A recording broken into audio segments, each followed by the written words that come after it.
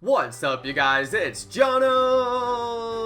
Hey, today we got some major announcements in the world of Pokemon. The actual world of Pokemon. New Pokemon releases were announced just this morning in the Pokemon Direct. Alright, let's go ahead and look at some different stuff, you guys. Here was the Pokemon Direct. This is on the Nintendo UK channel, and they announced a brand new Pokemon game, Pokemon Sword and Pokemon Shield. This is a new installation in the series of Pokemon. Generation 8 is coming out, and a new region, the Galar region, is coming out, you guys. This is a really big deal. So today we're going to discuss the top 5 differences between Pokemon Let's Go and the new Pokemon Sword and Shield game that is coming out very soon. Let's take a quick look at the Pokemon Direct. We're just going to look at little tiny snippets of video here just to kind of get a feel for what's going on. So let's go ahead and get this to go.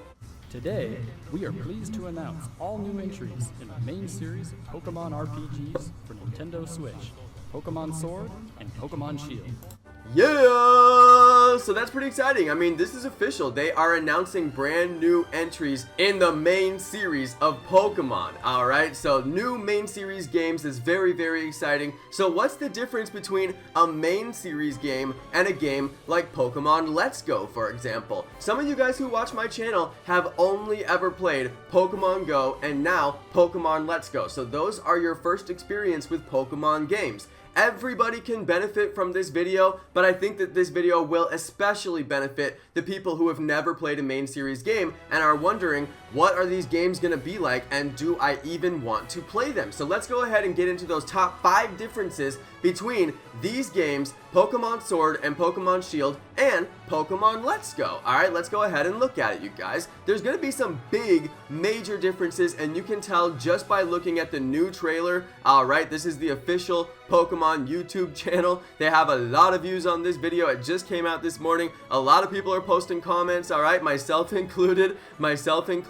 So let's go ahead and take a look at the main difference. I think this is probably the biggest difference, the Overworld spawns versus the way that Pokemon spawn in a normal Pokemon game, which is not Overworld spawns, they're random encounters. So the new Pokemon games are going to have this kind of encounter. You're in the tall grass and then you randomly get a Pikachu, and you won't know it's a Pikachu until you get into the encounter. Alright, so that's a really big deal, you guys. That is a huge deal. Not being able to see Pokemon on the Overworld is going to significantly reduce your shiny odds, because if you have, let's say in Pokemon Let's Go, this is the Pokemon Let's Go shiny odds right here, 1 in 273 is your shiny rate with a shiny charm and a lure and a 31 catch combo. Alright, you guys, 1 in 273. But if you have 6 Pikachus on your screen, then you just got 1 in, like, I don't even know the math, alright, you guys, but it's way higher odds because there's so many Pokemon spawning on the screen. When you go to random encounters like we're seeing here, well, guess what? That means that you're only getting the 1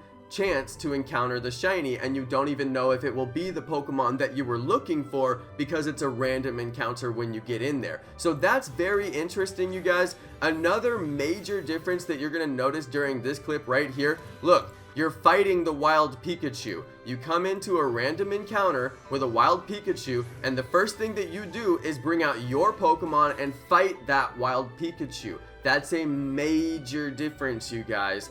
In the old Pokemon games, you would have to fight every Pokemon that you encounter, just like the legendary encounters in Pokemon Let's Go, or just like the Snorlax in Pokemon Let's Go. You have to fight it before you can do the encounter. That's how normal Pokemon games were all the way from 1996 until Pokemon Let's Go came out.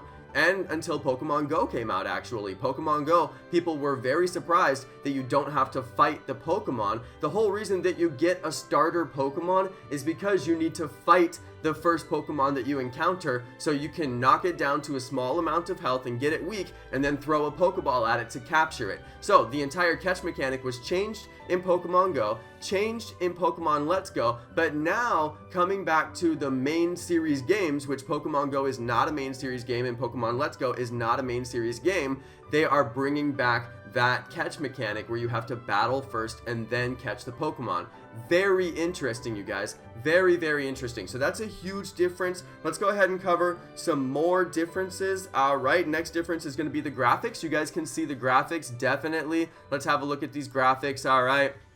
It's very, very 3D. It's obviously a 3D experience, but it's also a flat experience. It's this kind of combination between 3D and flat that we saw in the old 3DS and that we saw in the old handhelds. So what they've done is update the 3D to look more modern, but they haven't updated it so much that it looks like Pokemon Let's Go, which is more of a Pixar 3D. It's a cinematic 3D. That's the kind of 3D that you would expect in a movie. So this is very interesting that they kind of split the bill in between the cinematic 3D and the old handheld 3D. It feels more like the Pokemon series games, which Pokemon Let's Go feels more like I'm watching a movie of Kanto, but I'm playing it, you know? So it's kind of interesting. I don't really know how to explain this because I'm not a 3D animator and I don't know the exact terms for how you label these 3Ds, but they obviously look different. You can see a huge difference between them, and it's just really, really interesting. Now let's go ahead and talk about another huge difference. This is a major difference that you're going to notice between Pokemon Let's Go and the new Pokemon Sword and Shield games. This is going to be multiple generations in one game. Now I was speculating, do you think that they're going to have a way to connect to Pokemon Go and bring in Pokemon from Pokemon Go? And I think so, because look, we are seeing all kinds of previous generation Pokemon that are not going to be available to catch in this game. I'm pretty sure that they're not going to have an overworld game that has a huge region and it's just full of every type of Pokemon that you can capture. But maybe they will, because the game actually does show capturing a Pikachu in the wild. So you may be able to get wild Tyranitar, you may be able to get wild all kinds of crazy spawns. That is still subject to debate. Nobody fully knows what's going to happen there, but it clearly shows that you can catch former generation Pokemon in the wild. But then again, Pikachu is kind of a flagship Pokemon, so they may just have Pikachu in there because it's a reference back to Let's Go Pikachu, or a reference back to Let's Go Eevee, something like that. Who knows? But then the rest of the Pokemon that they show that are former generation Pokemon, these are all in battles, so maybe they were transferred over in something like the Go Park in Pokemon Let's Go, where you can bring over your Pokemon from Pokemon Let's Go, and then you can use them for all kinds of purposes. So I'm not sure how exactly that's going to work, but you definitely cannot bring multiple generations of Pokemon into Pokemon Let's Go. You only get Kanto in Pokemon Let's Go Pikachu and Let's Go Eevee, which are the current Let's Go's that are out right now. I do firmly believe that they will do Let's Go Johto and something like Let's Go Togepi, Let's Go Pichu. You know, they'll bring out the former generations as remakes, and they'll be one generation at a time. I believe this because Pokemon Let's Go beat sales expectations by so much. I mean, they set records with the sales of that game, so they're obviously going to do the next series in the game. I think it's fairly obvious. But this game is totally different because now we can see multiple generations in the same game, and that's a pretty big difference, you guys. Very big difference. Now, are they going to have a Go Park, or are you just going to be able to catch those guys all over the world with Pokemon spawns from every single generation in one game? I really didn't expect that to happen for this game, but it looks like it might actually be happening. So more on that to come later. I'm not positive on that right now, but for now, let's just recap all the 5 differences in case you guys didn't catch it. New entry in the Pokemon series with the Galar region, you guys. Let's go take a look at this Galar region real quick. We'll go ahead and put that on the video. Where is the map?